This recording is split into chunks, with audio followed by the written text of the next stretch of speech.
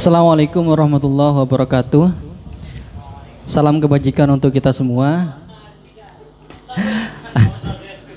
Sore ini menjelang senja hari, kita akan berdiskusi bersama. Sebenarnya ini harusnya menjadi tokoh pertama karena tokoh yang dibahas sore ini adalah tokoh filsuf pertama dalam Islam, bahkan dalam dunia Arab sendiri.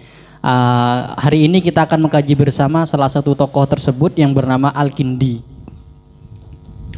Nama lengkap Al-Kindi adalah Abu Yusuf Yakub ibnu Ishaq ibnu Sabbah ibnu Imron ibnu Ismail al-Ashad ibnu Qais Al-Kindi, yang biasa dikenal atau disebut sebagai Al-Kindi. Al-Kindi sendiri itu diambil atau dinukil dari kata Kindah, nama daerah di Yaman, karena beliau terkenalnya itu di situ waktu itu. Sebenarnya Al-Kindi sendiri itu lahir di Kufah, di Irak kalau sekarang. Itu tahun 801 Masehi Miladia. Sedangkan meninggalnya dalam beberapa sumber mengatakan bahwasanya meninggal beliau itu tahun 866. Ada juga sumber lain mengatakan 873. Kisaran antara 60 sampai 70 tahun masa hidup beliau. Jadi sebenarnya Kufah dan Irak ini memang secara historis itu banyak melahirkan tokoh-tokoh pemikir. Salah satunya Al-Kindi. Ada juga dalam tokoh fikih misalkan Imam Hanafi. Itu juga berasal dari Kufah atau Irak, yang memang orientasi pemikirannya itu adalah orientasinya itu berorientasi kepada logika dan ra'yu dalam menafsirkan beberapa permasalahan problematika umat muslim gitu. Karena memang Abu Hanifah juga pendekatannya pendekatan ra'yu lebih banyak begitu. Saya lanjutkan. Beliau lahir di Kufah tahun 801 Masehi, berasal dari kalangan bangsawan dengan kriteria latar belakang keluarganya itu yang pertama berasal dari keluarga bangsawan, berasal dari keluarga kaya, dan berasal dari keluarga cendekiawan atau berpendidikan. Kalau misalkan kita lihat kriterianya, apa yang kita pikirkan bersama? Menantu idaman. Gitu. Cuman tinggal emang itu di era sekarang memang betul, apalagi kriteria terkait dengan ganteng tidaknya sudah kalah dengan kriteria pintar dan kayaknya seseorang begitu. Jadi begitulah latar belakang keluarga asalnya dari Al-Kindi. Al-Kindi merupakan tokoh filosof pertama dalam dunia Islam, bahkan dalam dunia Arab. Kenapa? Karena banyak penafsiran mengatakan bahwasanya Al-Kindi ini orang yang pertama kali memberikan kajian terkait dengan filsafat yang bercorak Yunani, kemudian dia jelaskan melalui bahasa Arab. Oleh karenanya itu Al-Kindi merupakan orang pertama kali yang menerjemahkan kajian-kajian filsafat Yunani, baik dari Aristoteles, Plato dan lain sebagainya. Itu direduksi dalam bahasa Arab yang membuka pintu filsafat dalam dunia Islam untuk pertama kalinya, yaitu ketika era Abbasiyah begitu. Oleh karenanya Al-Kindi dikenal sebagai tokoh filosof Islam pertama yang masyhur secara umum, dan juga tokoh filosof pertama Arab yang masyhur dikenal secara umum juga di kalangan bangsa Arab kala itu begitu. Kemudian di Kufah beliau itu pada waktu kecil beliau itu mendalami menghafal Al-Quran, mempelajari bahasa Arab, sastra Arab, dan juga ilmu hitung yang memang waktu itu menjadi ajaran dasar, ajaran wajib, kurikulum wajib bagi anak seusia beliau. Kemudian waktu itu beliau pindah ke Yaman, ke daerah tadi yang saya sebut sebagai Kindah di Yaman. Kemudian ketika mau dewasa beliau itu mendalami bidang fikih dan juga bidang ilmu kalam yang waktu itu mulai berkembang di situ, ilmu kalam. Namun setelah mempelajari kedua hal tersebut, Al-Kindi itu mulai menyadari kecondongan dirinya itu tertarik dalam bidang filsafat dan pemikiran. Oleh karenanya ketika Al-Kindi pindah menuju ke Baghdad, ke ibu kota Abbasiyah waktu itu, karena waktu itu ayahnya beliau itu yang bernama Ishaq ibnu Abbas itu menjadi gubernur Baghdad waktu itu. Jadi kalian tahu lah kriterianya dari awal bangsawan, cerdas, berpendidikan dan juga kaya. Latar belakangnya salah satunya karena ayahnya beliau itu yang bernama Ishaq bin Abbas itu merupakan seorang gubernur Baghdad waktu itu. Baghdad menjadi ibu kota Bani Abbasiyah kala itu, yang memang waktu itu beliau ayahnya Al-Kindi itu menjadi gubernur ketika masa Al-Mahdi sampai Harun ar-Rasyid. Di mana ketika Harun ar-Rasyid dikatakan sebagai salah satu peradaban pemikiran dalam Islam yang paling emas, yang paling terkenal. Karena waktu itulah untuk pertama kali filsafat itu mulai diterima secara publik begitu, dan dimulai diajarkan melalui dulu terkenal namanya seperti Baitul Hikmah. Itu menjadi satu tempat bertemunya ulama-ulama untuk bertukar pikiran dan juga suatu perpustakaan yang besar kala itu namanya Baitul Hikmah. Jadi disitulah transformasi ditransferkannya beberapa ilmu pengetahuan penting seperti filsafat dan lain-lain ketika ke era kemasannya Abbasiyah di Harun ar-Rasyid. Dan itu sebenarnya diregenerasi sampai khalifah-khalifah setelahnya seperti Al-Ma'mun dan juga seperti ulama khalifah setelahnya mungkin nanti berhenti di khalifah Mutawakkil nanti hanya akan dijelaskan juga. Kemudian ketika pindah ke Baghdad inilah gaya filsafat seorang Al-Kindi ini mulai diperhitungkan, karena waktu itu beliau itu memiliki kedekatan khusus pribadi kepada Khalifah Al-Mahdi. Khalifah Al-Ma'mun itu setelahnya Harun ar-Rasyid. Beliau memiliki kedekatan sehingga menjadi teman berpikir dan juga teman diskusi perihal filsafat dan juga ketatanegaraan begitu. Dari sinilah kemudian diteruskan ke Khalifah Al-Ma'mun waktu itu, Khalifah Al-Mu'tasim maksudnya, sehingga seorang Al-Kindi itu menjadi pengajar di istana Khalifah Al-Mu'tasim, yaitu secara khusus mengajar anaknya yang bernama Ahmad Ibnu Mu'tasim namanya. Jadi karena beliau sudah masuk dalam lingkaran istana kala itu, beliau memiliki akses lebih terhadap sumber ilmu pengetahuan dari barat. Nah, dari situlah beliau itu mulai menerjemahkan pengetahuan-pengetahuan Yunani kuno yang berasal dari tokoh-tokoh Yunani kuno seperti Aristoteles, Plato, Socrates dan lain sebagainya. Kemudian dipelajarilah, karena beliau emang dari awal memiliki kepribadian yang pintar dalam bahasa Yunani dan juga bahasa Syria. Jadi beliau menerjemahkan filsafat barat Yunani itu, beliau terjemahkan menjadi bahasa Arab yang kemudian dipelajari oleh ulama-ulama pada masa itu. Jadi jasa terpentingnya beliau itu adalah memberikan terjemahan asli dari nukilan asli dari gaya filsafat Yunani menjadi bertransformasi menjadi suatu rujukan filsafat di Arab menggunakan teks bahasa Arab gitu. Begitulah. Kemudian dari kedekatan itulah kemudian menjadi salah satu orang terpenting di bidang pendidikan di Khalifah Al-Mu'tasim. Dari sinilah beliau mulai dikenal sebagai bapak filsafat Arab atau bapak filsafat Islam kala itu begitu. Itu mengenai pribadi beliau. Kemudian ketika era Khalifah Al-Mutawakkil, beliau itu mulai tergeser seperti filosof-filosof setelahnya. Seiring bergantinya kepemimpinan, beliau keluar dari istana, kemudian beberapa tahun setelah itu beliau wafat pada tahun 866 atau dalam sumber lain mengatakan 873 katanya. Begitu. Itu terkait dengan biografi beliau. Kemudian kita masuk dalam ranah pemikiran gaya filsafat seorang Al-Kindi.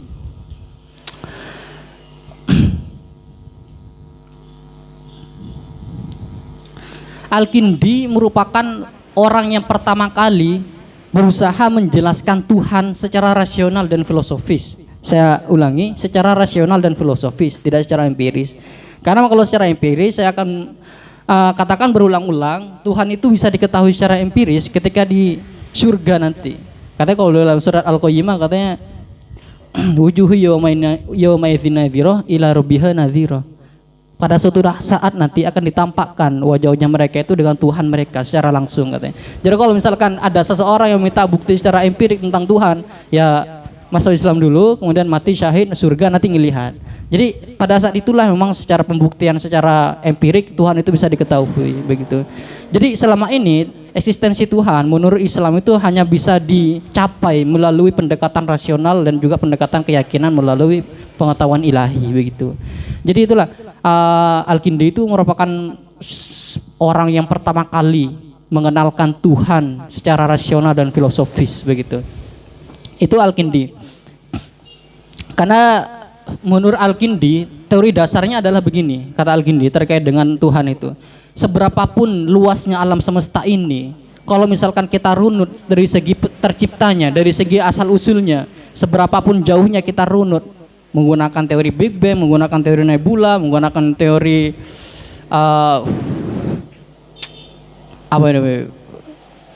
kesamaan planet, ada beberapa teori, yaitu isinya kesamaan dua planet itu ada dua matahari yang saling yang saling salah satunya itu memancarkan sehingga menjadi alam semesta dan lain sebagainya. Teori nebula itu mengatakan ada kabut yang mengelilingi suatu tata surya, kemudian dia pecah kemudian menjadi planet-planet. Maksudnya jika kita runut, katanya, kata Al-Kindi, jika dirunut alam semesta ini, pada akhirnya kita akan sampai kepada satu titik yang kita tidak bisa, yang kita tidak bisa lagi rasional kita itu sampai, bahwasanya alam ini memang diciptakan, memang benar-benar diciptakan, dia tidak ada dengan sendirinya, katanya, seberapapun luas itu. Karena memang secara rasional ada beberapa hal yang bahkan secara rasional kita tidak bisa sampai akan hal itu. Seperti kita ingin merunut ke belakang alam semesta gitu. Dan tidak mungkin alam semesta itu berlaku surut menjadi tidak terhingga, maksudnya. Maksudnya alam semesta itu berasal dari Big Bang yang awalnya dari gerakan panas dan lain sebagainya. Itu harus dirunut dari mana gerakan itu terjadi. Tidak mungkin gerakan itu berasal dari ketiadaan atau berlaku surut, tidak ada batasnya, tidak mungkin. Pasti ada batasnya. Nanti akan dijelaskan kenapa sesuatu itu harus ada batasnya selain Allah Ta'ala, begitu. Itu teori dasarnya. Jika memang alam semesta itu jika dirunut sampai paling ujung sendiri, maka akan ditemukan bahwasanya alam semesta itu pada asalnya itu diciptakan oleh satu Tuhan, yaitu Allah, katanya begitu. Itu teori dasarnya. Jika kita mengetahui bahwasanya itu ada yang menciptakan, maka eksistensi Tuhan bisa dilihat dari situ. Itu secara sederhana, katanya Al-Kindi, seperti itu. Kemudian dalam pemikiran Al-Kindi itu mengatakan begini, filsafat, katanya, ini kalau bahas secara filsafat, katanya, filsafat itu, kata Al-Kindi, itu secara teoritik adalah untuk mencari kebenaran. Sama, pengertian filsafat dalam dunia Islam dan dunia filsafat Barat sama. Itu secara teoritik. Namun secara empirik itu untuk mengaplikasikan kebenaran itu sehingga menjadi orang yang bijak, katanya, orang yang bajik, katanya. Jadi ada pengertian filsafat secara teoritik, ada secara empirik, seperti itu, katanya.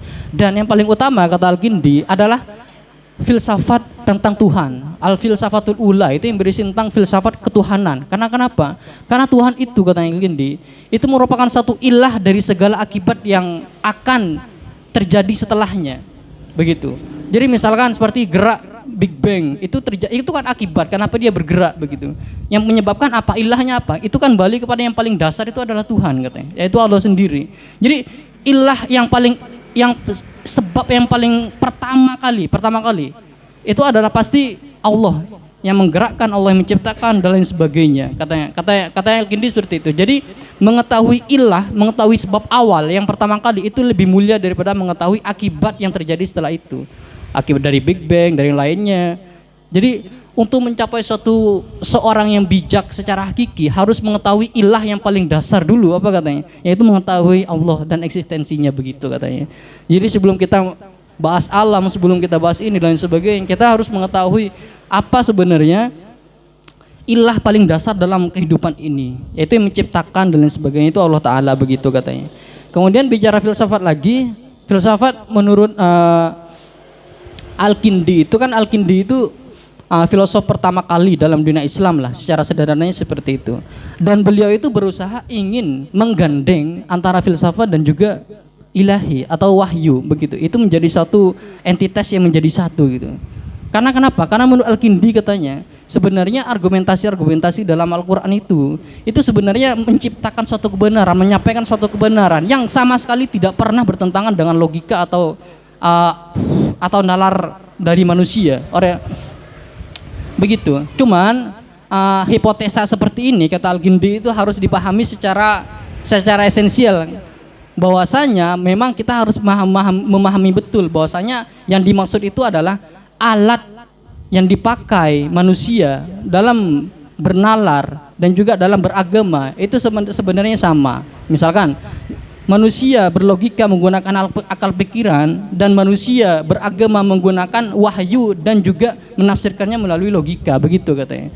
Jadi sebenarnya tidak ada yang bertentangan. Ini sebenarnya tokoh filosofi Islam pertama kali, cuman pemikirannya sudah, bagi saya ini sudah diulang-ulang oleh tokoh pemikiran selanjutnya, setelahnya ada Al-Farabi, nantinya ada Ibnu Sina, ada Al-Ghazali, kemudian ada Ibnu Rushd yang terkenal dengan pemikiran-pemikiran tentang metafisika itu. Kemudian habis itu baru kita pindah ke tokoh-tokoh fikih karena sudah berhenti katanya waktu itu, begitu. Jadi itu filsafatnya. Kemudian Al-Kindi menjelaskan apa perbedaan filsafat apa perbedaan filsafat dan juga doktrin agama dalam Islam katanya. Yang pertama ada 3 perbedaannya katanya Al-Kindi itu. Yang pertama katanya, kalau filsafat itu bagian dari ilmu humaniora terkait ilmu manusia yang dicapai itu melalui perjalanan panjang pembelajaran sehingga terciptalah suatu pengetahuan dan terciptalah suatu ilmu katanya. Itu filsafat katanya. Sedangkan doktrin agama atau wahyu itu katanya tidak demikian. Dia itu didapatkan secara instan dan diterima langsung oleh para rasul dari Tuhannya katanya. Katanya gitu. Itu yang pertama, perbedaan pertama. Dan itu akan berdampak pada pemikiran setelahnya nanti. Yang kedua, apa perbedaan filsafat dan juga wahyu katanya. Yang perbedaan kedua adalah filsafat itu memiliki kecenderungan yang hipotesisnya itu selalu berubah-ubah. Begitu. Kan dia sifatnya dinamis seiring perkembangan pengetahuan kala itu begitu. Dan itu dinamis, selalu berubah-ubah katanya. Kalau filsafat dan cenderung tidak pasti karena selalu berubah-ubah. Tapi dalam wahyu dia memiliki sifat yang tetap, yang absolut seiring berputarnya waktu. Cuman perbedaannya terkait dengan penafsiran yang bersifat juz'i, begitu, yang bersifat pada yang ranting-ranting bukan yang pokok. Kemudian yang ketiga, filsafat itu menggunakan alat yang utama itu adalah logika. Sedangkan kalau dari wahyu itu alat yang dipakai pertama kali adalah keyakinan, baru setelahnya itu untuk menafsirkan keyakinan itu menggunakan logika, begitu. Itu perbedaan dasar dari filsafat dan juga wahyu. Kemudian ada juga, ini menarik, pengetahuan. Pengetahuan menurut Al-Kindi itu ada 3 juga pengetahuan. Yang pertama itu adalah pengetahuan empirik atau pengetahuan indrawi. Ini sifatnya juz'iyah katanya. Dalam arti juz'iyah itu partikular. Artinya begini, dia itu hanya bisa ditafsirkan menurut subjektif masing-masing orang. Misalkan terkait dengan manusia. Apa itu manusia? Pancendra kita menangkap bahwasanya manusia itu memiliki kepala, 2 tangan dan 2 kaki. Ini pengetahuan yang empirik katanya, kata Al-Kindi. Kemudian yang kedua adalah pengetahuan yang rasional, hanya bisa dirasionalkan katanya. Seperti misalkan, dan ini sifatnya juz'i, ini sifatnya kulliyat, umum, universal. Seperti misalkan ketika kita menafsirkan apa itu manusia. Kalau misalkan secara panca indera manusia itu adalah kepala, 2 tangan dan 2 kaki, itu yang ditangkap oleh panca indera kita. Cuman kalau secara rasional itu kita ketika melihat apa yang disebut dengan manusia itu adalah makhluk hidup yang memiliki pikiran. Karena pikiran itu ada dalam setiap manusia. Tapi tidak setiap manusia itu memiliki 2 tangan dan 2 kaki. Yang buntung. Iya. Gitu. Jadi beda. Maksudnya pengetahuan empirik itu yang bisa kita tangkap oleh mata itu seperti itu. Sedangkan yang rasional, yang lebih umum, apa yang ada dalam setiap manusia, pikirannya. Oleh karenanya kita mengenal satu nusus al-insan hayawan natik gitu. Manusia itu adalah hewan yang berpikir. Jadi pikiran itulah yang menjadi ciri utama bagaimana kita menafsirkan menggunakan pendekatan yang rasional, yang lebih umum, yang ada dalam setiap manusia. Karena yang di empirik itu tidak semua manusia itu milik. Karena kita itu hanya subjektif, mata kita yang melihat kadang, menyentuh dan lain sebagainya. Bagaimana kalau misalkan ada yang mata 1, apakah kita menyebut itu manusia? Ketika kita menyebut manusia itu matanya 2, begitu, gitu. Jadi ya itu lebih juz'iyah, lebih kepada personal gitu, lebih kepada partikular kalau yang panca indera gitu. Kemudian yang ketiga ada pengetahuan ilahi katanya. Pengetahuan ilahi itu yang bersifat imaterial katanya. Tidak bersifat partikular dan juga tidak bersifat universal, tidak bersifat juz'iyah atau tidak bersifat kulliyat, yang tidak bisa disifati justru, yaitu pengetahuan dari Allah Subhanahu wa taala begitu. Jadi ada 3 pengetahuan itu. Ada 3 macam pengetahuan menurut Al-Kindi, dan Al-Kindi itu dalam menafsirkan bagaimana eksistensi Tuhan menggunakan 2 pengetahuan terakhir itu, yaitu pengetahuan rasional dan juga pengetahuan ilahi. Sumbernya pengetahuan ilahi melalui Al-Quran dan hadis, cuman ditafsirkan melalui pendekatan rasional begitu. Itu menurut Al-Kindi begitu. Kemudian kita masuk ke pemikiran Al-Kindi tentang metafisika dan juga tentang Tuhan, yaitu tema kita yaitu al-haq al-awwal dan juga al-haqul ula. Al-haqul awal, gimana Ustaz bilangnya? Muannas mudzakkar?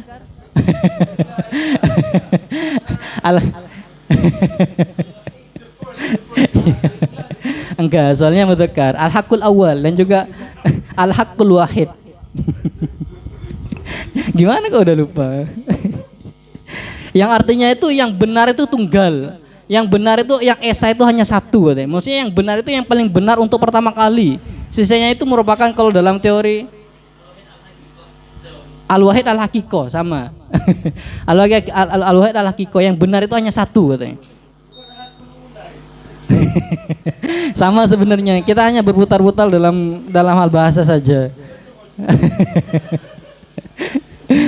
Al-wahid al-hakiko atau al-haqul awal atau al-haqul wahid. Begitu. Jadi yang benar itu hanya satu. Yang benar itu hanya satu dan tidak ada lainnya. Yang benar itu hanya satu yang esa katanya. Yang sisanya itu hanya pancaran kalau kata Al-Farabi gitu.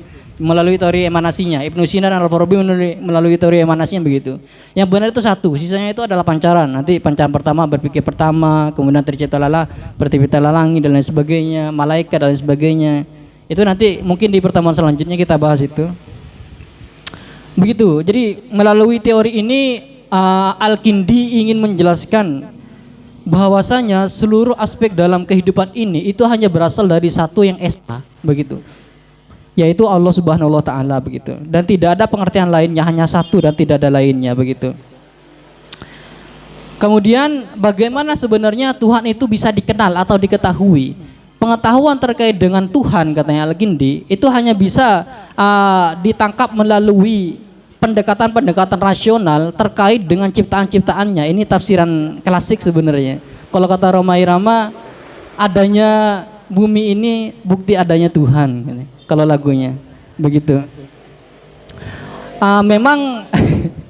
Memang pengetahuan terkait Allah Subhanahu wa taala itu memang tidak rasional. Dia itu bersifat suprarasional. Oleh karenanya itu dalam mengkajinya itu kata Al-Kindi itu haruslah menggunakan pendekatan-pendekatan ilahi dan juga pendekatan keyakinan. Dari sinilah sebenarnya sumber dari teori untuk menggabungkan filsafat dan juga doktrin agama Islam itu dipakai. Di mana pada satu sisi kita menggunakan keyakinan dalam menafsirkan, cuman dalam satu sisi kita menggunakan rasionalitas sebagai manusia. Karena memang Tuhan itu secara langsung tidak bisa dicapai melalui rasional. Dalam beberapa tahap kita itu meyakini sesuatu itu bersumber dari Tuhan dan juga bisa ditafsirkan melalui rasional kita begitu. Jadi penggabungan dua hal itulah yang sebenarnya inti pemikirannya dari penggabungan teori filsafat dan juga teori doktrin dalam agama Islam menurut Al-Kindi begitu. Kemudian kita masuk sebenarnya bagaimana itu tadi kita bahas al-haqul awal itu secara ontologi apa yang disebut dengan al-haqul awal gitu. Kemudian kita masuk secara epistemologi bagaimana kita mengetahui tentang al-haqul awal atau al-haqul wahid atau wahidul haq, wahidul haqiq.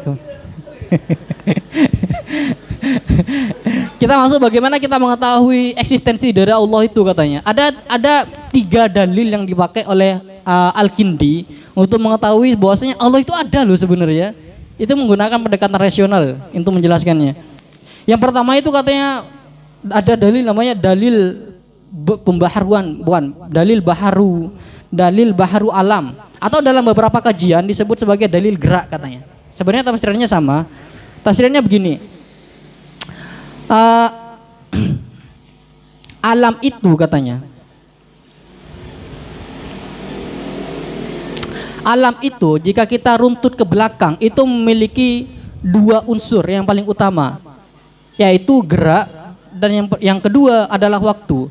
Gerak itu akan bisa dilaksanakan jika ada wujud, suatu wujud. Tidak mungkin gerak itu ada dengan sendirinya karena gerak itu adalah perilaku.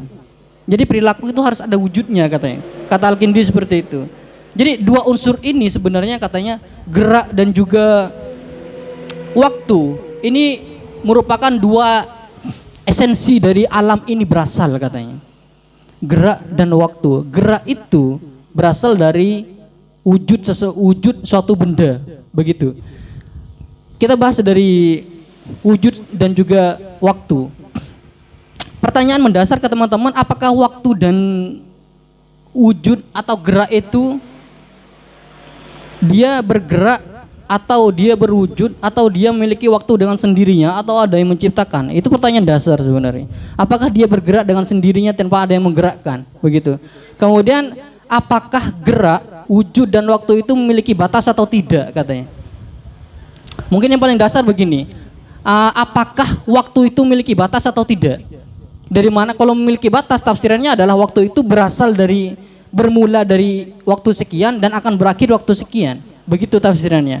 Jadi apakah waktu atau masa itu memiliki batas atau tidak? Kalau kata Al-Kindi, waktu itu memiliki batas. Begitu juga gerak dan begitu juga wujud. Jika suatu wujud memiliki batas, karena begini, background seorang Al-Kindi itu, dia itu ahli di bidang pemikiran, filsafat, dan dia juga ahli di bidang ilmu hitung, dan juga ahli di bidang kedokteran, dan juga ahli di bidang mantik. Beliau mengatakan begini katanya, seperti halnya hitung-hitungan katanya, angka-angka. Apakah angka-angka itu memiliki batas atau tidak katanya?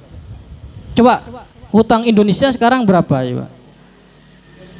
Sekitar 4.600 triliun. Itu kita hanya bisa menghitung itu, kita tidak bisa bayangin itu sebanyak apa katanya. Itu masih bisa kita hitung, tapi kita tidak bisa bayangin sebanyak apa. Coba saya tanya, apakah ada bilangan yang tidak bisa kita rasionalkan? Itu ada berapa? 1 juta, berapa saya tidak tahu. Nah,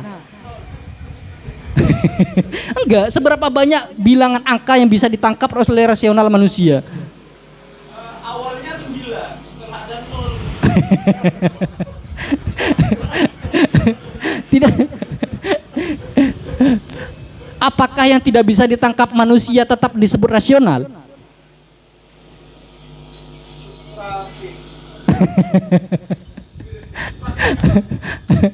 Begitu. Jadi kalau kata Al-Kindi katanya, sebenarnya bilangan itu memiliki batas, cuman rasio kita tidak sampai kepada batas-batas itu karena dari saking banyaknya. Begitu. Jika memang seperti bilangan saja memiliki batas, kata Al-Kindi, berarti jika jumlah aja memiliki batas, berarti suatu wujud pasti memiliki batas katanya. Jauh. Enggak, beda masa. Iya, beda masa. Itu kan ilmu hitung nanti. Senior. Filsuf pertama. Kalau sebelum algoritmi berarti ya 9 angka atas gitu. Ya bahkan justru pemikirannya relevan sampai hari ini justru gitu. Maksudnya.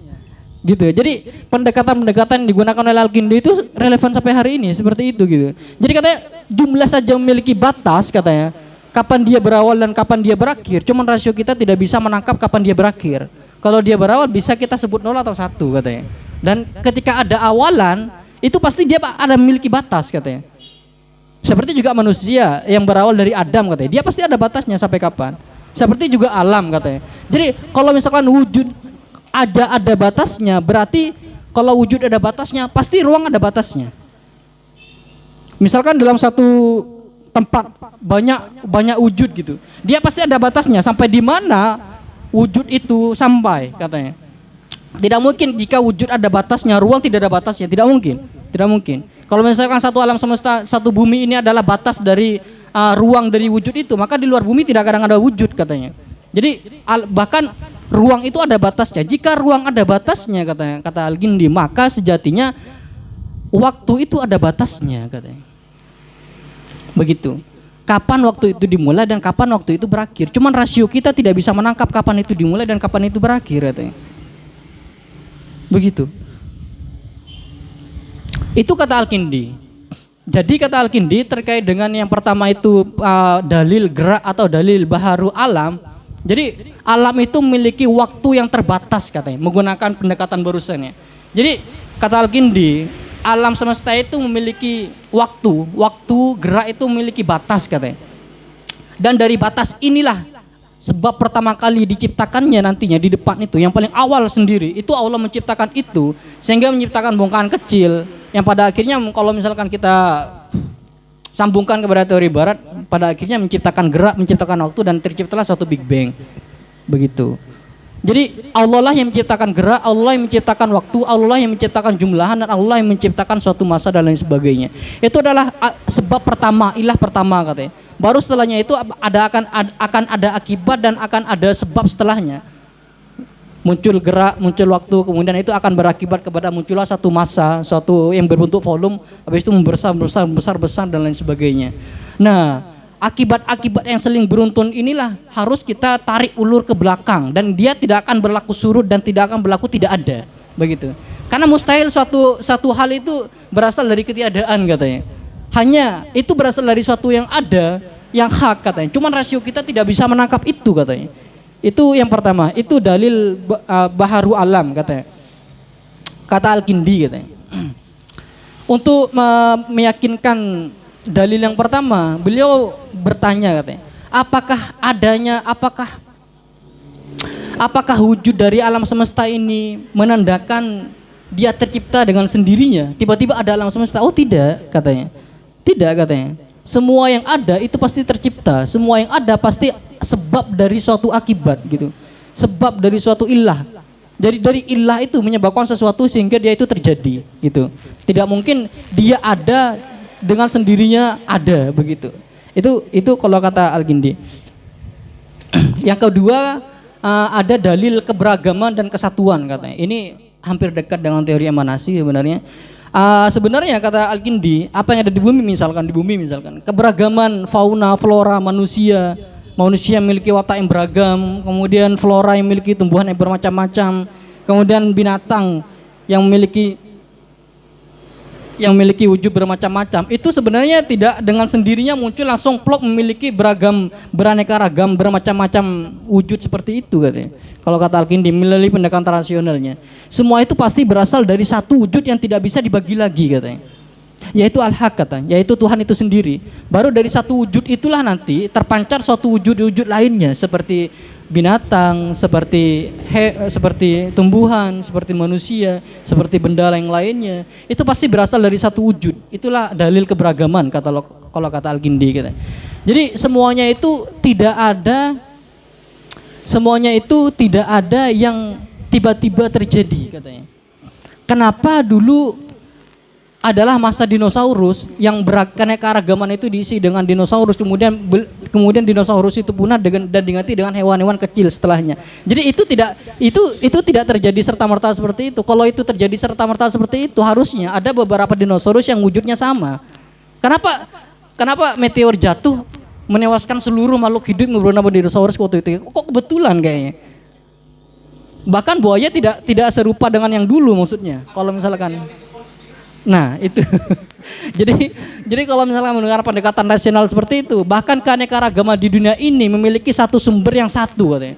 Itulah dalil keberagaman dan kesatuan menurut Al-Kindi gitu ya. Itu. Kemudian yang terakhir kata Al-Kindi, bagaimana cara mengetahui Tuhan, eksistensi dari Tuhan itu melalui dalil pengaturan dan juga dalil pengaturan dan juga pengendalian alam katanya. Menurut Al-Kindi, alam terkendali sekarang itu katanya. Bagaimana alam itu diatur, bagaimana ada Naper, bagaimana ada Nimor katanya. Bagaimana semua itu berjalan di tempat dan di ruang yang sangat pas. Itu tidak mungkin terjadi dengan sendirinya. Sebagaimanapun kita mencoba menjelaskan secara rasional dan secara empirik, misalkan, pasti itu ada yang menciptakan katanya. Tidak mungkin terjadi serta-merta begitu saja katanya. Coba tidak ada pencipta yang mengaturnya. Misalkan matahari saja katanya.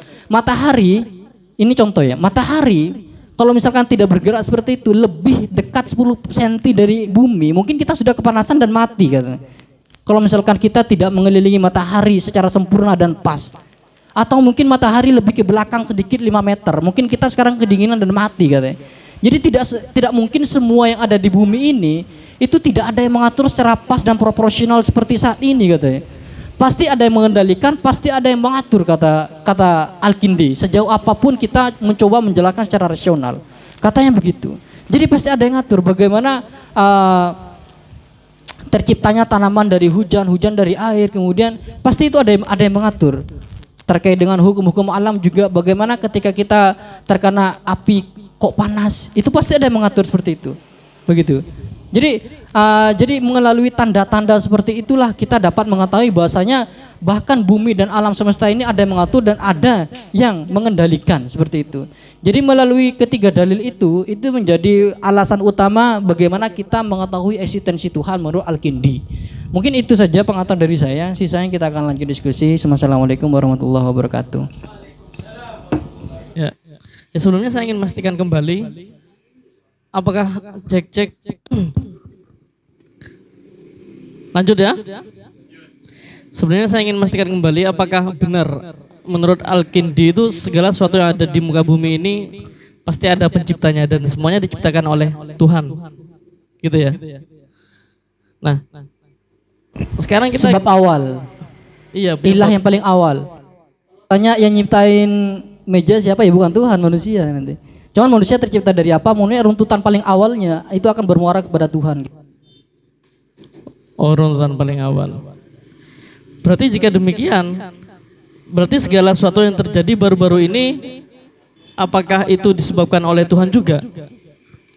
Secara tidak langsung iya. Karena itu makanya saya sebut yang tadi itu ilah pertama kali katanya. Makanya disebut al-hakul ula, pencipta pertama. Maksudnya kebenaran yang paling utama. Kita tidak bisa runtut misalkan Ukraina dan Rusia sekarang itu gara-gara Tuhan, enggak bisa seperti itu.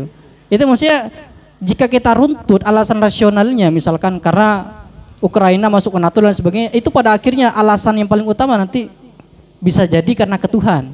Misalkan seperti itu. Makanya disebut tadi oleh Al-Kindi al-illatul ula.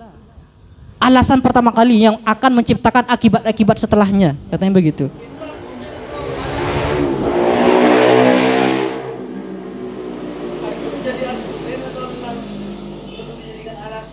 Lah emang seperti itu yang dijelaskan oleh Al-Kindi gitu. Ya kalau Anda tidak yakin ya cari alasan lain, nggak apa-apa.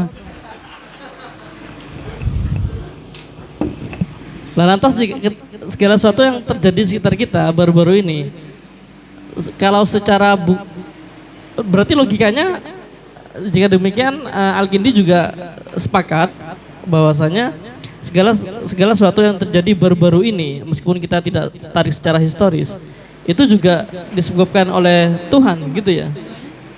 Enggak, saya tanya, apakah juga disebabkan oleh Tuhan yang baru-baru ini? Contohnya apa dulu? Ya, seperti apa yang terjadi di sekitar kita?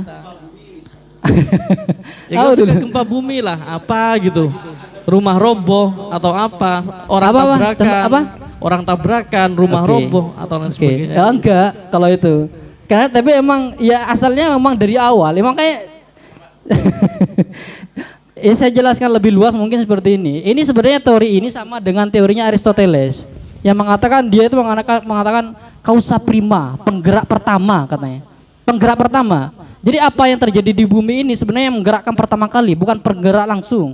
Penggerak pertama itu adalah Allah katanya, menggerakkan bumi. Kemudian apa yang berkaitan secara tidak langsung yang pertama katanya. Penggerak pertama dan tidak digerakkan kalau kata Aristoteles. Karena memang bicara filsafat ketuhanannya Al-Kindi itu banyak nukilannya dari Aristoteles. Katanya begitu. Jadi yang menggerakkan bumi, yang menggerakkan alam semesta secara paling dasar pertama kali itu adalah Allah Azza wa Jal katanya. Tapi tidak bisa dinisbatkan langsung. Suatu hal yang terjadi secara langsung itu gara-gara Allah, tidak. Gitu. Cek. Cukup menarik ya mengenai Al-Kindi ini karena ditarik ke lanjut di rumah nanti kan. Jadi gini, menarik sekali karena berbicara tentang energi, ruang sama waktu ya. Gerak-gerak maksudnya. Jadi pertanyaannya gini, dari tadi diskusi kakak beradik itu ternyata saya tarik ternyata saya tarik kesimpulan bahwa sepertinya Tuhan itu menciptakan semuanya beserta hukum-hukumnya, habis itu lepas. Nah, iya, kayak tadi kan katanya kan kayak Ukraina atau apa, itu memang bukan tadi kehendak Tuhan, tapi dulu saat penciptaan pertama kali ada hukum yang kalau kontra ya ke perang ke apa. Jadi ada hukum-hukumnya yang membawa ke ranah tersebut. Jadi seperti rumah roboh tadi ya. Rumah roboh disebabkan oleh banjir. Ya hukumnya gitu. Kalau banjir atau apalah menyebabkan bencana alam, rumah roboh atau rumah terbakar atau apa. Jadi itu sebab-sebab hukum dari hukum alam semesta itu sendiri. Mercon. Ya bukan, mungkin istilahnya saya bukan kasih dari catatan mercon. yang lebih rasional saja contohnya. Kalau rumah roboh gara-gara banjir karena bangunan pondasinya tidak kuat. Begitu. Jadi jangan tiba-tiba kita nggak boleh balik ke era pertengahan ke bawah. Kita tuh udah selesai masalah seperti ini. Jadi contohnya yang lebih bagus lah mungkin yang lain. Ini pemirsa ya. Jadi ya sama sebenarnya permisalannya. Pondasinya tidak kuat seperti imam, kalau tidak kuat kita terjerumus kepada dosa. Ya sama seperti itu. Lah iya justru itu. Saya kan melanjutkan contoh dari Mas Fakih tadi kan gitu, yang sepertinya seperti rumah roboh kan, kejadian saat ini juga dari Tuhan semesta kan gitu. Lah saya jelaskan bahwa memang dari awal itu Tuhan menciptakan energi, gerak, waktu dan apa itu beserta hukum-hukumnya. Jadi hukumnya kalau pondasi lembek ya semua akan mudah roboh, itu hukum pertamanya. Jadi ketika itu dikatakan berarti itu rumah roboh karena Allah Subhanahu wa taala. Ya bisa jadi karena tadi kan yang dari awal, tapi bukan secara langsung, tapi secara hukum-hukumnya, karena dari awal memang hukumnya begitu. Kalau telat makan ya hukumnya ya emah atau tipes atau apa. Berarti kalau berdasarkan hukum-hukumnya itu langsung dong Mas. Karena hukum-hukumnya berimbas secara langsung. Lah ya, jadi kalau sampai justru mengatakan itu. bahwa itu tidak langsung itu lain lagi cacat. Justru itu akan saya pertanyakan itu. Jadi Jadi tadi kan gitu ya, sepertinya dari diskusi tadi bahwa memang dari awal Allah itu menciptakan semua alam semesta beserta hukum-hukumnya seperti itu. Lah pertanyaan selanjutnya, apakah memang Apa namanya? Hukum Tuhan, hukum alam. ya beserta hukum-hukumnya, hukum alam. Lah, jadi pertanyaannya apakah memang dari awal Tuhan itu menciptakan alam semesta beserta hukum-hukumnya, habis itu lepas tangan ya yang berjalan sekarang itu sesuai hukum-hukum yang telah diciptakan di awal, atau memang sekarang masih ada intervensi gitu. Itu kan yang lebih kalau memang cuman mendiskusikan tentang yang menciptakan itu pasti ada yang menciptakan, itu kan udah pertengahan ke bawah katanya kan. Nah, sekarang pertanyaannya kuno Mas. Lah iya, pertanyaan kuno. Saya justru pertanyaan kuno saya mengharapkan jawaban yang lebih modern itu. Gitu. Lah iya gitu. Apakah lepas tangan habis itu beserta hukum-hukumnya, ataukah masih ada campur Cek. hukum gitu? Cek. Sederhananya begini, ketika tadi dalil terakhir itu yang dipertanyakan sebenarnya. Dalil pengaturan dan dalil pengendalian dari Allah Subhanahu wa taala. Saya tafsirkannya itu menciptakan dua hukum, hukum alam dan juga hukum Tuhan. Hukum alam itu yang rasional kita secara kosmologi dapat. Ketika api disentuh panas, ketika bangunan tidak kuat pondasinya roboh, ketika kita tidak makan mah dan lain sebagainya. Cuman ada hukum Tuhan, hukum Allah yang pada saat kita melanggar hukum alam itu sendiri, ketika Nabi Ibrahim dibakar tidak terbakar misalkan dan lain sebagainya, begitu. Jadi apa yang Anda pertanyakan? Saya tidak menjawab barusan, semoga itu menjadi jawaban.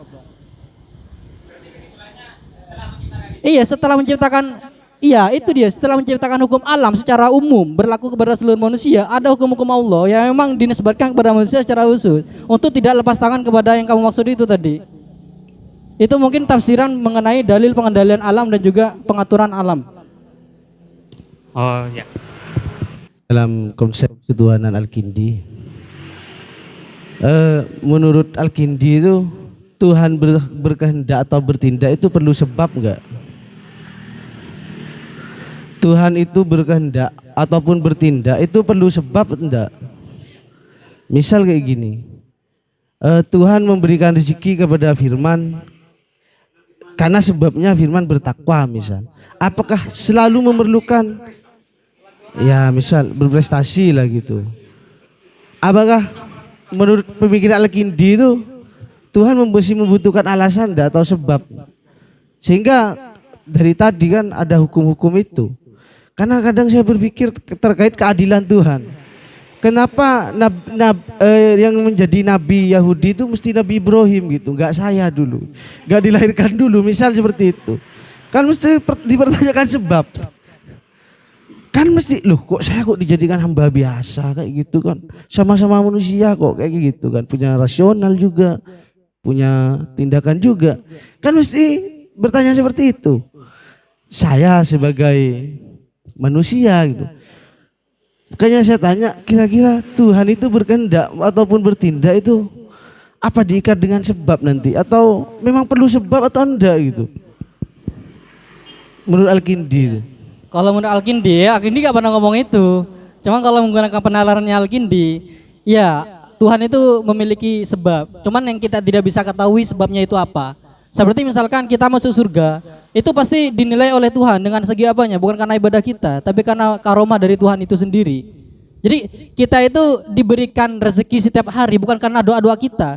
Karena banyak orang non-muslim memiliki rezeki yang lebih, bukan karena doa-doa kita. Kadang kita banyak bermaksiat, kita memiliki banyak rezeki, itu istidraj namanya. Apakah itu sebab karena kita tidak berdoa kepada Tuhan? Tidak. Tuhan memiliki sebab-sebab yang sebab-sebab itu kita tidak bisa ketahui begitu. Kalau misalkan sebab-sebab itu kita ketahui, maka Tuhan itu sama dengan kita sebagai ciptaannya. Begitu. Karena Tuhan itu berbeda, karena untuk memberikan jarak antara penciptaan dan dicipta, kita tidak bisa mengetahui apa sebabnya Tuhan untuk memberikan takdir kepada manusia itu apa. Begitu. Singkatnya seperti itu. Berarti Tuhan sendiri berkehendak dan bertindak itu bersebab gitu kan ya, beralasan mestinya. Yang ya masa ngasih surga acak? enggak bukan persoalan surga hendaknya gitu kan. Maksudnya salah satu contohnya kan pasti ada alasannya seorang masuk surga dan Allah kan yang menghitung melalui malaikatnya. Karena saya mungkin kan masuk surga acak, ya kan gitu. Pasti ada sebabnya lah. Iya, kan kayak gitu. Makanya terkadang sebab yang dilakukan manusia itu sama Tuhan tidak dipandang secara benar. Misal saya ketika ngaji waktu kecil itu diceritakan ada namanya siapa itu yang bermaksiat itu, kiai yang bermaksiat, Kiai Suroso itu, siapa? Barseso itu ya. Saya berpikir orang udah bertakwa dari awal gitu, kok ditakdirkan masuk neraka gitu kan, kok ditakdirkan jadi peminum gitu. Apa Tuhan itu maunya sendiri atau gimana gitu kan? Sehingga saya tauhid saya ketika itu bahasa Maduranya itu Tuhan ro karpe tibe deh, gak bisa diganggu oleh kita gitu kan. Kan iya kan? Saya kan kadang berpikir kok Nabi itu kok laki-laki gitu, gak perempuan kan, sama-sama makhluk juga kan. Kadang-kadang berpikir seperti itu. Sebabnya apa? Pasti kan walaupun saya mungkin gak nyampe untuk berkomunikasi dengan Tuhan untuk menanyakan sebab itu. Kan pasti pakai kemungkinan-kemungkinan. Oh mungkin gini. Sehingga jika dilogikakan seakan-akan itu gak rasional. Karena saya baru dengar tadi bahwa ada supra rasional katanya. Kan iya kan ya. Nah, itu saya nggak bisa menyentuh itu lagi soalnya sudah supra gitu kan. Kayaknya kan nggak bisa kan bermain di supra rasional itu. Saya baru dengar sekarang ada supra rasional itu, entah indera keenam atau apa nggak tahu saya gitu kan, belum ke situ. Itu sebenarnya yang saya masih mengganjal Mas. Kira-kira dalam untuk meletakkan dasar pertama kan ada kayak gini. Tadi Tuhan ngasih rezeki itu bukan karena doa-doa kita kan kayak gitu kan. Salah satunya gara-gara doa. Gimana kok dibingung? Tuhan itu ngasih rezeki bukan karena salah satunya karena doa-doa kita gitu kan. Berarti kan Enggak, saya kata sampean gimana tadi? Ya enggak, bukan soal pengaruh gitu. Kalau kata saya, Tuhan terserah saya gitu. Buktinya dia mau, ketika saya berdoa, dia mengabulkan, kan kayak gitu di Al-Quran. Gimana? Fat'uni astajib lakum. Jadi kan terserah saya, ut'uni astajib lakum. Jadi kan terserah saya minta jadi dokter misal. Ya Tuhan jadikan saya dokter gitu. Dikabulkan, berarti kan Tuhan terserah kehendak saya. Bukan kehendak Tuhan itu sendiri. Oh enggak. Kehendak kamu dokter. Kehendak saya beda, kamu ustadz gitu. Misal kayak gitu.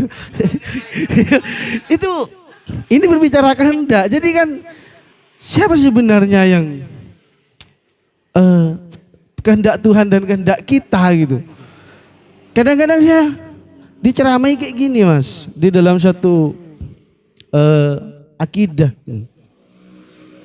Sudahlah, kehendak Tuhan itu yang terbaik gitu. Kan pasti kayak gitu kan kadang. Kehendak Tuhan itu pasti yang terbaik. Iya, memang yang terbaik bagi Tuhan, tapi kadang gak terbaik buat kita kan kayak gitu kan. Misal kayak gitu, saya mau ke barat, Tuhan maunya ke timur misal kan. Loh, ini kan banyak orang-orang seperti itu yang frustasi. Lama-lamanya itu frustasi. Saya sudah berusaha untuk menjadikan suaminya si A misal.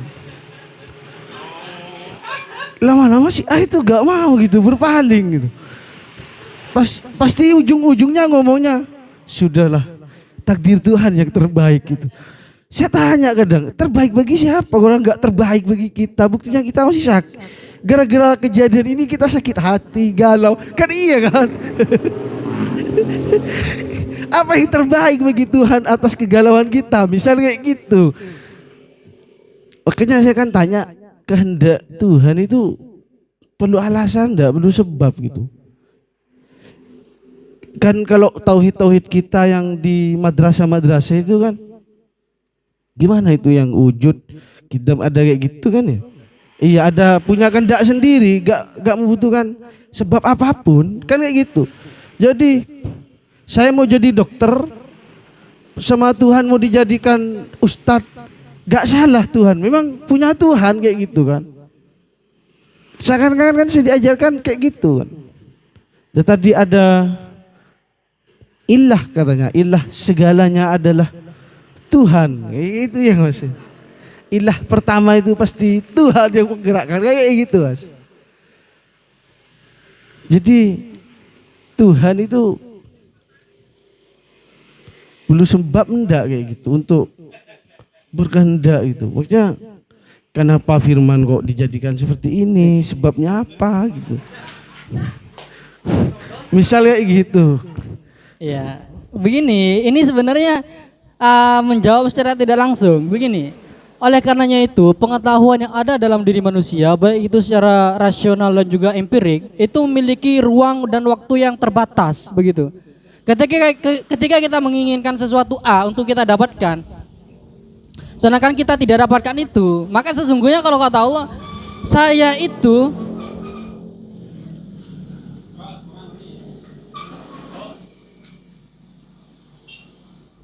kalau kata Allah ya, yang serba tidak terbatas itu begini, saya itu yang menciptakan ruang dan waktu, masa depan kamu, masa lalu kamu, saya menciptakan. Jadi apa, saya lebih tahu yang terbaik buat kamu di masa depan untuk kamu, begitu. Keterbatasan manusia melalui pendekatan rasio dan juga pendekatan empirik itulah sebenarnya yang menandakan bahwasanya ciptaan kita sebagai manusia dan alam itu serba terbatas, dan yang terbatas itu pasti diciptakan oleh satu zat yang tidak terbatas, yaitu Allah, gitu. Nalarnya seperti itu. Jadi ketika Mas A menjelaskan seperti itu, sebenarnya itu menjelaskan ulang terkait dengan deskripsi yang saya jelaskan, gitu. Karena kita selalu bersikukuh, saya maunya ini loh. Itu adalah kesimpulan rasio dan empirik yang kita miliki pada saat itu dan juga pada saat masa lampau sebelum itu, sehingga kita memiliki kesimpulan seperti itu. Tapi Tuhan yang tidak memiliki keterbatasan terkait dengan ruang dan waktu, apalagi terkait dengan masa depan, paling mengerti apa yang Mas Aang butuhkan di masa yang akan depan. Itu sebenarnya kan salah satu deskripsi yang ingin saya jelaskan. Terima kasih sudah dijelaskan gitu. Dan secara tidak langsung menjelaskan itu gitu.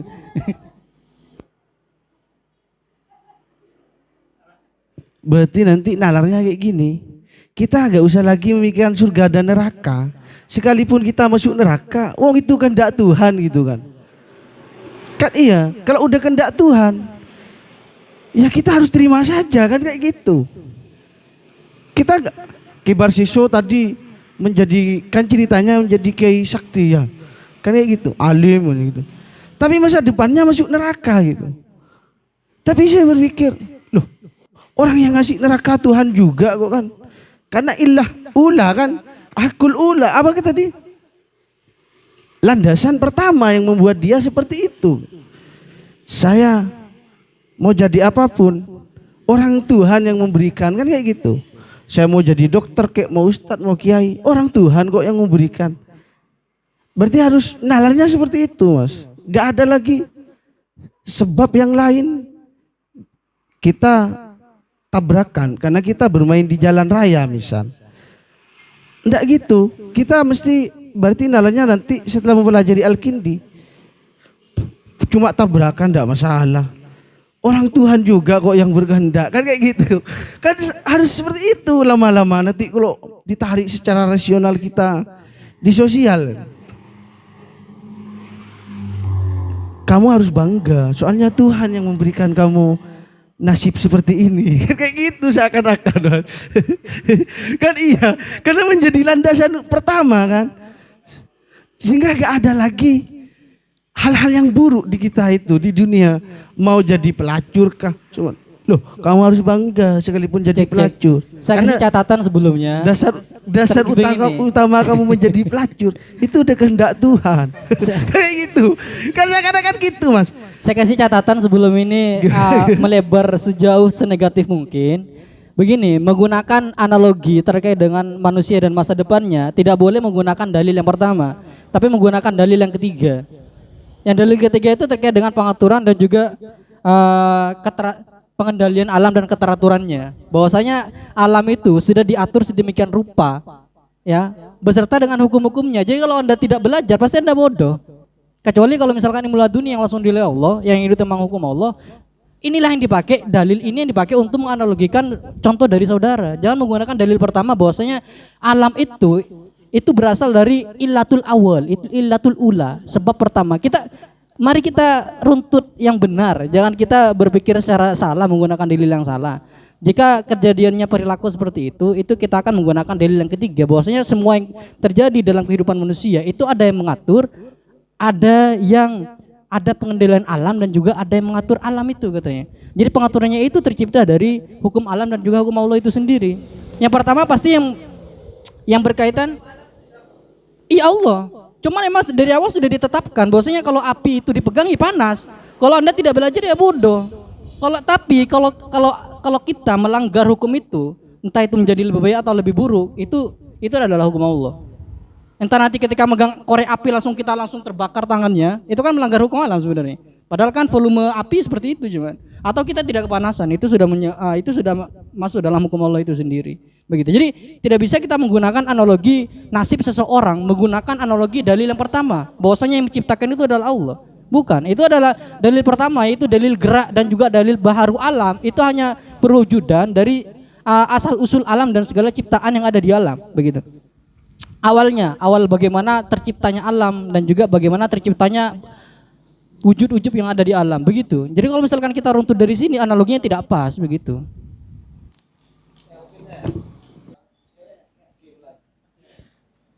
Baik. Tapi menarik ya tentang kehendak dan apa tadi? Kehendak dan mengatur dan segalanya. Mungkin saya kasih sinopsis kedua tentang emanasi ya. Kemarin sudah sinopsis pertama, sekarang sinopsis kedua mungkin. Oke gini, tadi menariknya adalah bagaimana apakah Tuhan itu ada sebabnya dan segala macam, dan sebab itu kadang tidak kita sukai kan begitu. Dalam yang saya pahami tentang emanasi itu, bahwa meniadakan segala sifat yang melekat dari Tuhan yang kita pahami sekarang kayak gitu. Jadi Allah tidak maha mengetahui dan segala macam. Yang kita terjadi sekarang itu adalah sedang berada dalam pikiran Tuhan gitu. Nah, saya singgung sekali tadi Al-Farabi gitu kan. Tuhan berpikir terhadap dirinya sendiri, lahirlah alam semesta.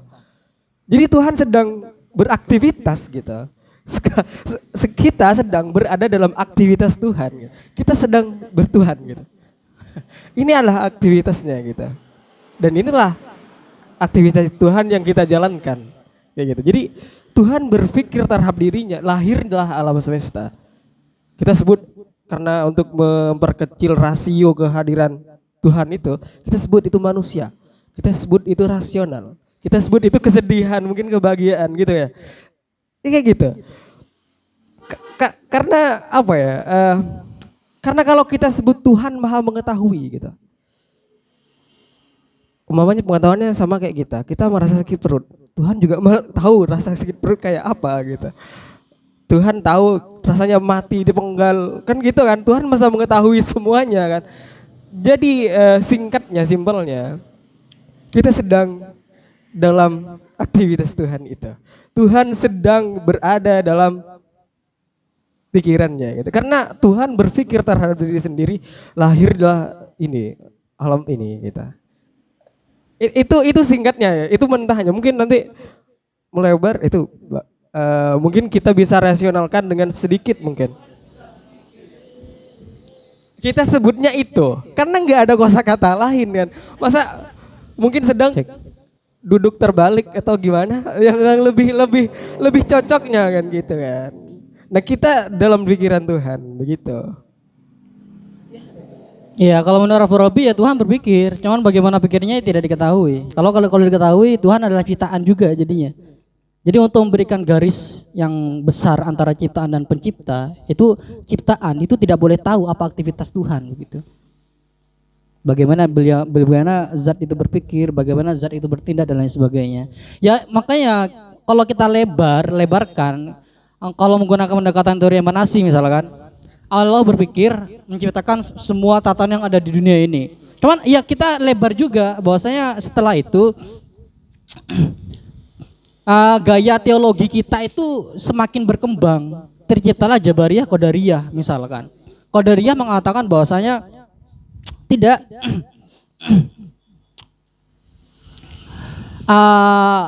manusia itu tidak seperti dalang dan juga wayang kalau kata Qadariyah. Tidak mengikuti takdir.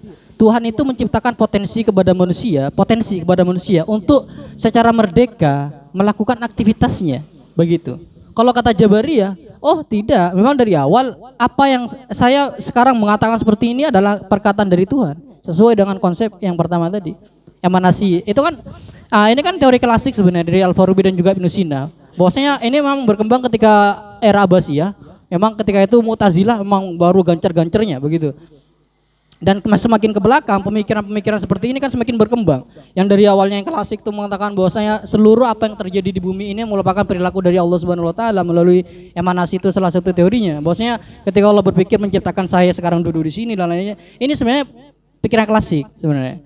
Dan kemudian kalau kita lebarkan melalui kontemporer kajian kita keislaman itu ya tercipta pembagian itu antara Jabariyah dan Qadariyah itu, di mana memang Qadariyah mengatakan bahwasanya bukan sesuai takdir, sesuai dengan potensi yang diberikan oleh Allah kepada manusia katanya. Kalau kita menggunakan teori kajian yang lama yang klasik, ya kita Jabariyah jadinya. Kita mengikuti takdir. Saya duduk di sini atas kehendak Tuhan sekarang. Ya semuanya nanti serba dilarikan kepada Allah Subhanahu wa taala. Ini klasik. Makanya ini kan sebenarnya dikritik oleh kajian era pertengahan di barat sebenarnya. Sebenarnya di Islam sebenarnya sudah tidak ada lagi penafsiran seperti ini sekarang gitu. Karena sekarang itu menggunakan pendekatan dari Mu'tazilah yang memiliki pemikiran tentang Qadariyah. Bahwasanya nasib manusia itu sesuai dengan potensi yang diberikan Allah kepada hamba-hambanya begitu. Oleh karenanya itu ketika manusia sudah menetapkan saya ada di sini, saya ditakdirkan untuk di sini. Ya sesuai dengan kehendak manusia. Kan katanya ana imda dhoni abdi. Gitu. Kehendak manusia adalah usahanya, begitu. Lah enggak, bukan. Itu kan makna qada dan qadar ini kan pembelajaran lama sebenarnya. Ketika Allah menetapkan seperti ini karena manusia berubah dengan usaha dan keinginannya, maka Allah mentakdirkan lain. Kan seperti itu. Itu pelajaran, masa kita ulang seperti ini gitu. Enggak. Ya itu sesuai potensi itu dihitung dari keinginan dan usaha yang dia lakukan. Begitu. Di samping dia sebagai hamba memang berdoa, itu kan tidak termasuk dalam hitungan. Kan kita lagi bahas tentang ilmu humaniora, manusia sebagai pusat dari pengetahuan begitu. Gini, yang saya pahami tentang doa ya. Sebenarnya kata kasarnya begini. Kamu jangan berdoa kalau kamu tidak bisa mewujudkannya gitu. Itu kayak Tuhan gak akan mengubah nasib satu kaum kalau gak mengubahnya sendiri kan. Jadi jangan berdoa kita. Kalau lu gak bisa, ya udah terima. Justru karena potensial kita bisa, kita berdoa gitu. Loh enggak. Bukan gini. Untuk meyakinkan usaha dan keinginan kita perlu doa emang. Apa ya? Ya itu kehendak Tuhan, bukan kehendak kita sebagai manusia. Cuman kan kita keinginan, usaha dan doa. Terakhir kita minta restu, bukan usaha. Kan kita sudah keinginan sama usaha nih. Kita minta restu gitu. Gitu kepada Tuhan. Ini berhasil atau tidak? Kalau tidak restuin, ada rencana lain yang lebih bahagia untuk kita kan gitu.